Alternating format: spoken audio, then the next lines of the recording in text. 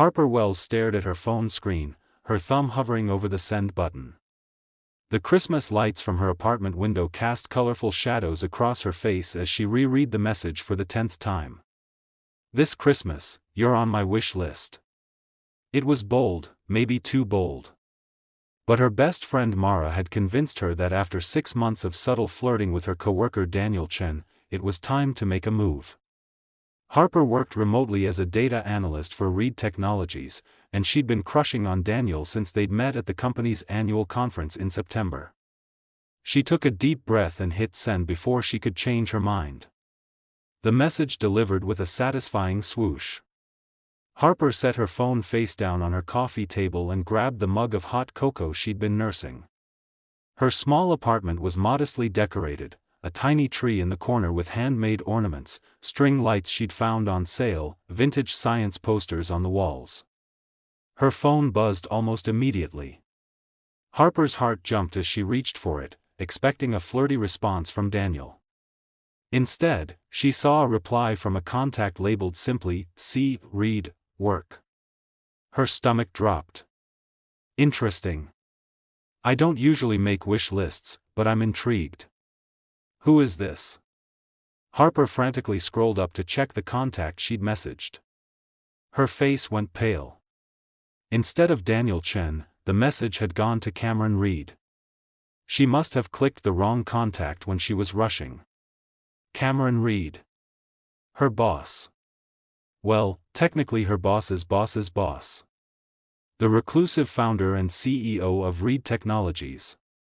She'd saved his number months ago when HR sent out emergency contact lists, but she'd never actually spoken to him. He was known for being brilliant, wealthy, and intensely private. Her fingers flew across the keyboard. "I'm so sorry. That message was meant for someone else. Please just delete it and forget it happened." The 3 dots indicating he was typing appeared almost instantly. Too late. You've piqued my curiosity.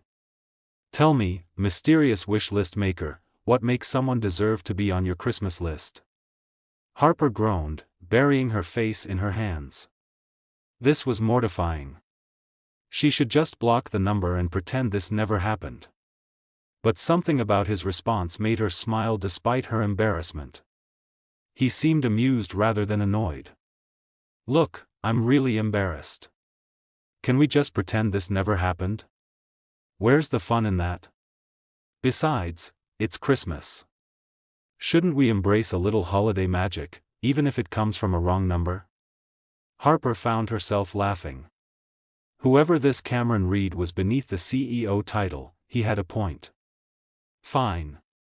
I'm Harper. And you are?" "Cameron. And since you put me on your wish list, I think it's only fair I know more about you. Coffee tomorrow?" Harper's fingers froze. Was her CEO seriously asking her out based on an accidentally sent text? This was insane. She should absolutely say no. "I don't meet strangers from wrong numbers. Technically, we both work for the same company, so we're not complete strangers. Plus, it's a public coffee shop. Very safe. Consider it my Christmas present to you, since I'm apparently on your wish list." Harper bit her lip. Mara would tell her she was crazy for even considering it. But something about this whole situation felt like fate. "Okay, but if you turn out to be creepy, I'm leaving immediately." "Fair enough. Rosewood Cafe tomorrow at 2. I promise I'm only slightly creepy." Harper smiled at her phone, shaking her head at her own boldness. She had no idea what she was getting herself into. The next afternoon, Harper arrived at Rosewood Cafe 15 minutes early, her nerves getting the better of her. She'd changed outfits 3 times before settling on a burgundy sweater dress and ankle boots. Her dark brown hair fell in loose waves past her shoulders, and she'd applied just enough makeup to look put together. The cafe was beautifully decorated with garlands and a massive tree in the corner. Harper ordered a peppermint mocha and found a table by the window where she could watch for her mysterious date. At exactly 2 o'clock, the door opened and Harper's breath caught. The man who walked in was nothing like she'd imagined. He was tall, easily 6'2", with dark hair that looked artfully disheveled, sharp cheekbones, and intense green eyes that seemed to take in everything at once. He wore an expensive-looking charcoal coat over a black sweater and dark jeans. Everything about him radiated quiet confidence and barely contained intensity. Their eyes met across the cafe.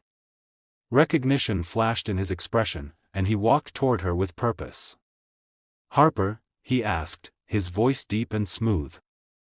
She nodded, suddenly unable to form words. This was Cameron Reed.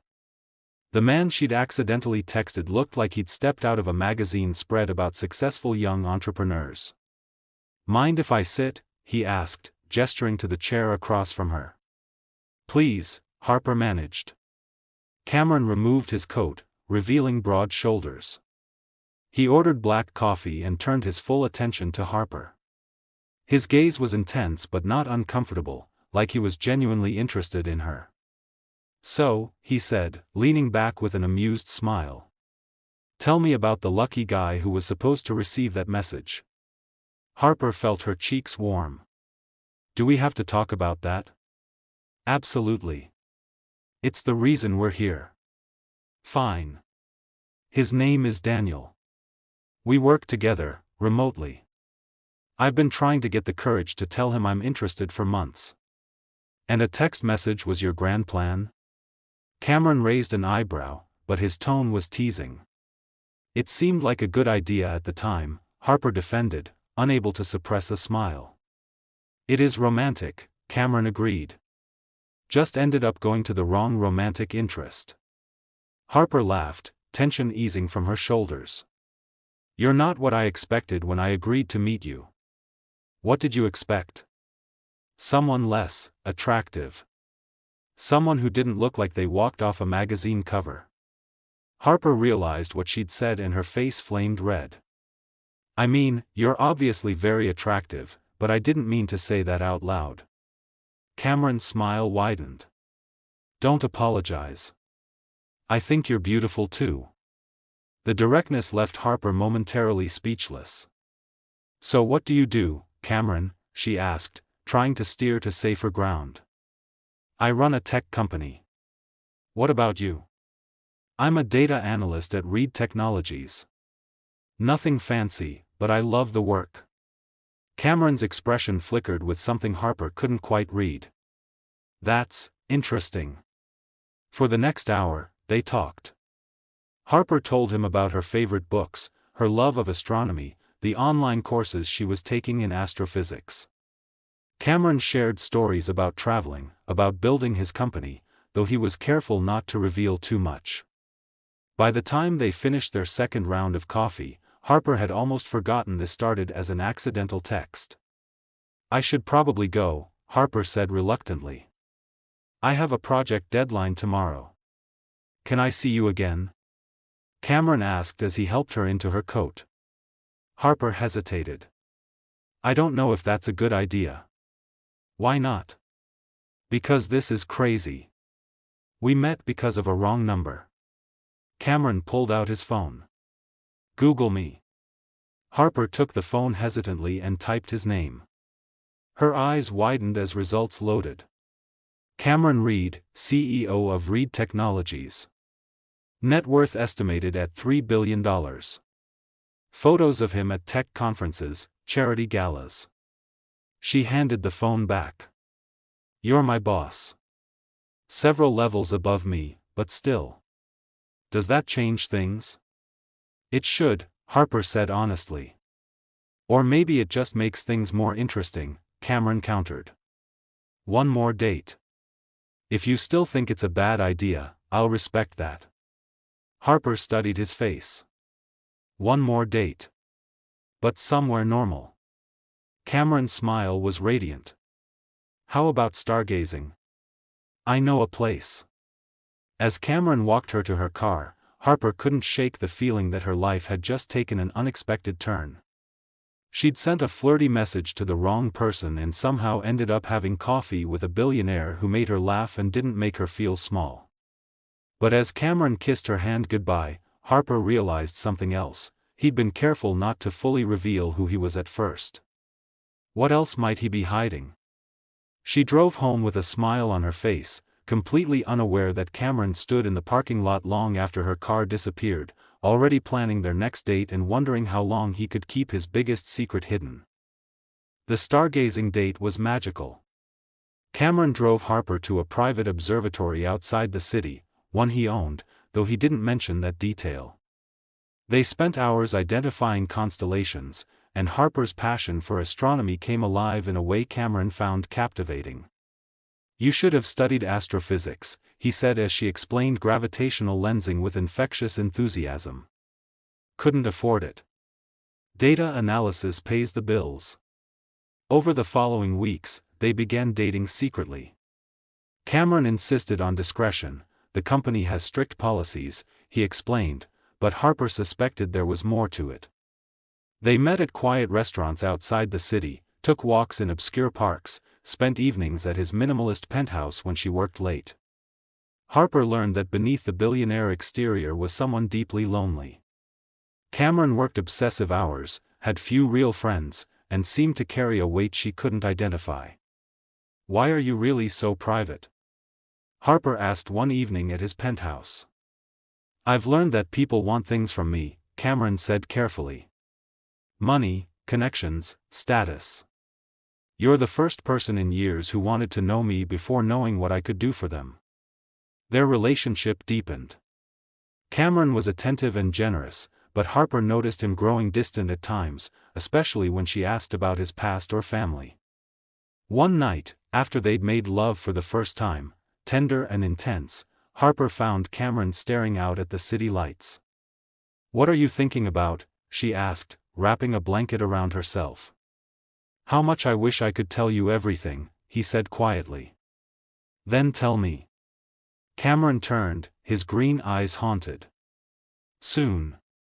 I promise. There's something I need you to know, but I'm terrified of how you'll react." Before Harper could press further, his phone rang. He glanced at the screen and his expression darkened. "I need to take this." Harper heard him speaking urgently in another room, his voice tense. When he returned, he looked shaken. "I have to handle something. Can we talk tomorrow?" As Harper left, she couldn't shake the feeling that Cameron's secret was bigger than she'd imagined. Cameron called the next evening, his voice serious. "Come to my estate outside the city. There's something I need to show you."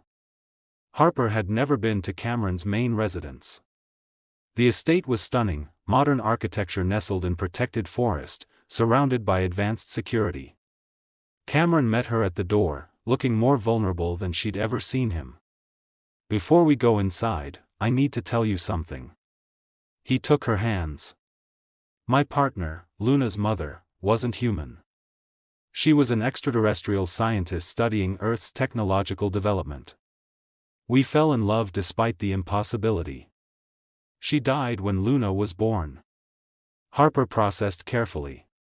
"You have a daughter?" "Yes. She's 7. And she's half alien." Cameron's voice cracked. "Her skin has a purple tone from her mother's genetics.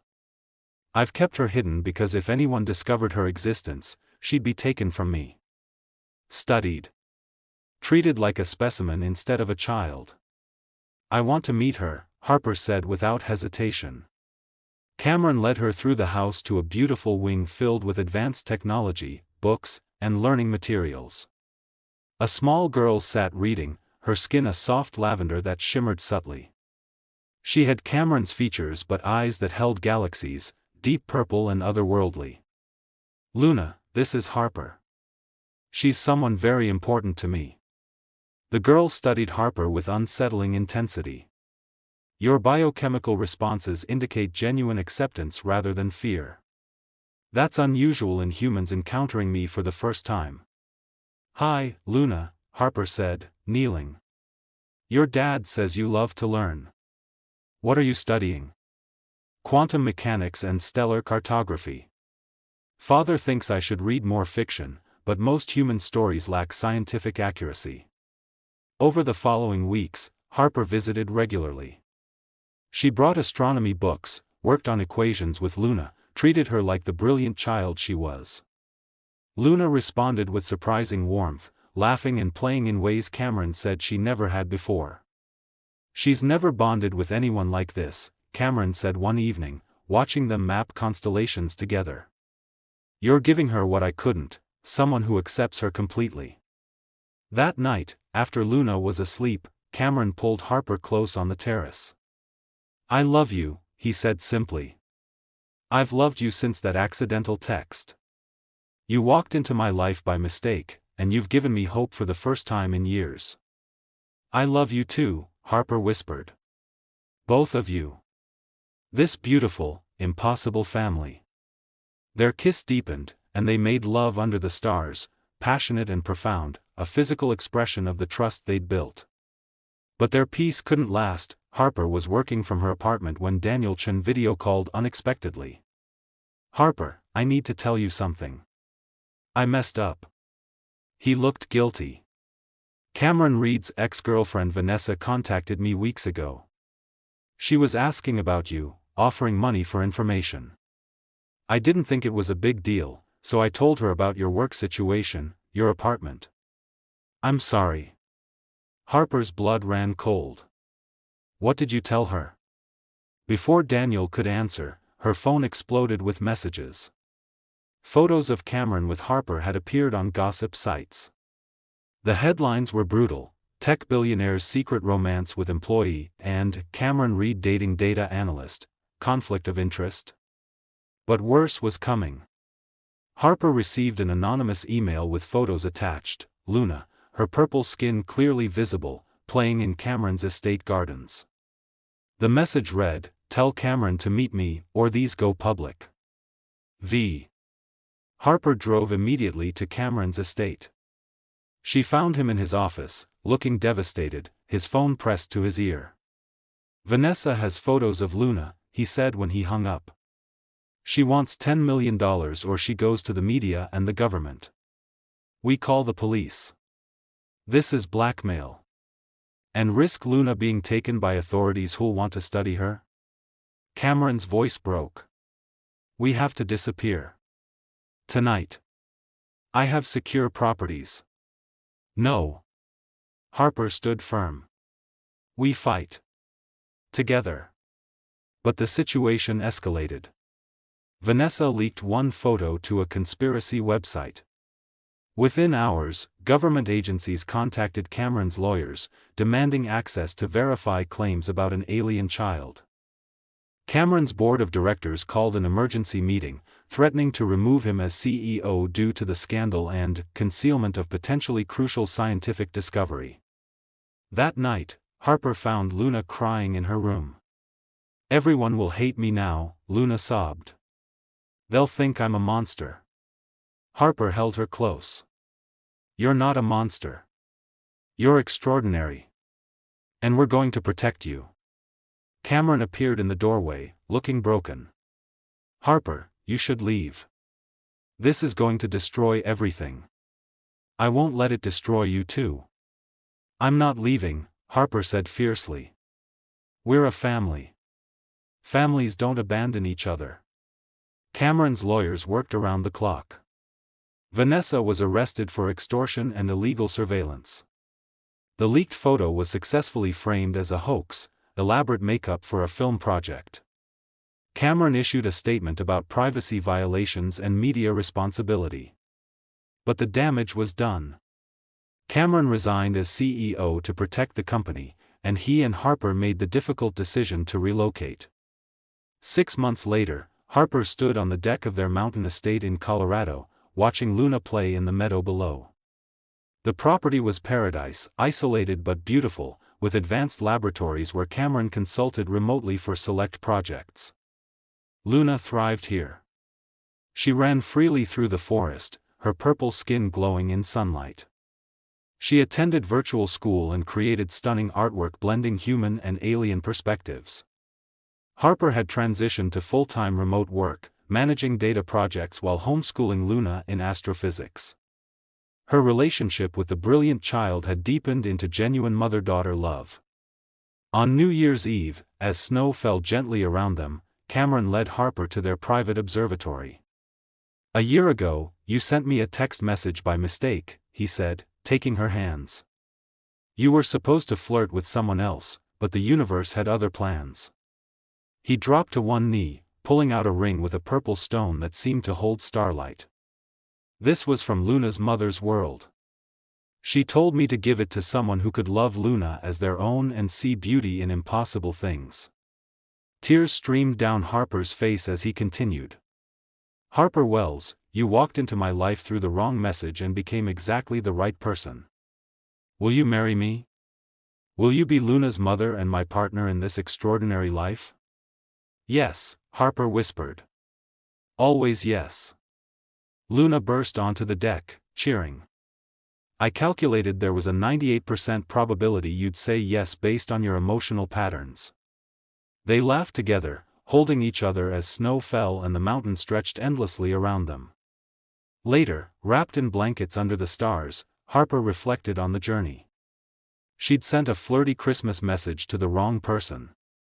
That mistake had led her to a reclusive billionaire, an impossible secret, and a child who needed her. It had cost her the normal life she'd planned, but given her something far more valuable, a family worth fighting for. "I used to think that accidental text was the most embarrassing mistake of my life," Harper said softly. "And now?" Cameron murmured, kissing her temple. "Now I know it was fate wearing a disguise. The universe knew exactly what message to send, even if I got the recipient wrong." Luna snuggled between them, pointing out constellations in her mother's language, a musical sound that meant home and belonging. Harper looked at the ring glowing on her finger, a piece of another world, binding her to a man who'd learned to trust again and a child who was proof that impossible things were real. She'd meant to confess feelings to a coworker crush. Instead, she'd found a billionaire with a cosmic secret, a brilliant alien child who needed a mother, and a love that transcended every boundary. Sometimes the wrong message leads to exactly the right place. Sometimes mistakes are just miracles waiting to be recognized. Sometimes the family you're meant to find is the one you never knew you were looking for. As the new year arrived with Luna's laughter and Cameron's arms around her, Harper finally understood, the best love stories don't follow the plan. They follow the heart, even when it accidentally texts the wrong number. The stars wheeled overhead, infinite and indifferent. But here on this mountain, three souls had found their constellation, imperfect, unconventional, and absolutely perfect. Home wasn't where you planned to be. It was where love found you, even through the wrong message. Retriclaude can make mistakes. Please double-check responses.